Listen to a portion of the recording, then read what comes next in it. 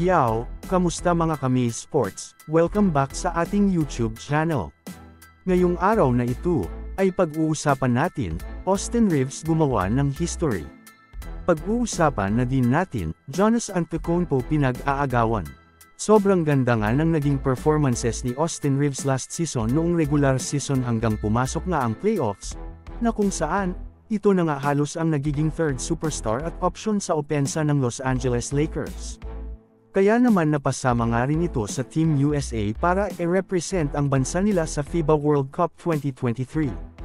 Sa naging huling laban nga nila kontra New Zealand ay gumawa nga ng isang history itong si Austin Reaves na kung saan, dalawa na nga sila ni LeBron James na tanging NBA player na nakagawa ng 15 points, 5 rebounds, at 5 assists na kung saan, kahit nga mababang stat sheets ito ay sobrang nakakahanga na ito.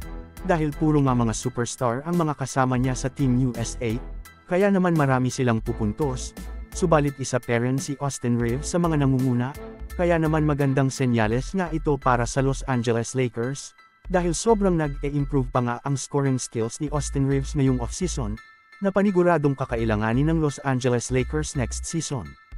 Ano ang masasabi mo dito? Mag-comment lang. Samantala ako naman tayo sa sumunod na balita na kung saan, alam naman nating lahat na napapalapit na nga ang pagre-retiro ni LeBron James sa NBA.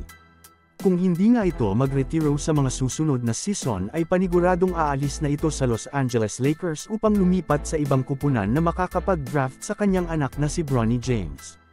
Kaya naman ang Los Angeles Lakers nga ay nag-iisip na ng kanilang plan B kung sakaling tuluyan na ngang umalis itong si LeBron James sa kanilang kupunan. Ngayon nga ay trending ang isang balita na galing sa isang NBA insider na si Mark Stein, na kung saan ang interesado nga ang Lakers at Knicks para kuhanin si Giannis Antetokounmpo upang gawin itong franchise player kung sakaling mag-decide nga ito na umalis ito sa Milwaukee Bucks. Ano ang masasabi mo dito? Mag-comment lang. So, ayon lamang ang ating mabilisang balita sa araw na ito, sana ay nag-enjoy ka. Huwag mo na ding kalimutang mag-subscribe bilang pagsuporta sa ating YouTube channel. Maraming salamat po.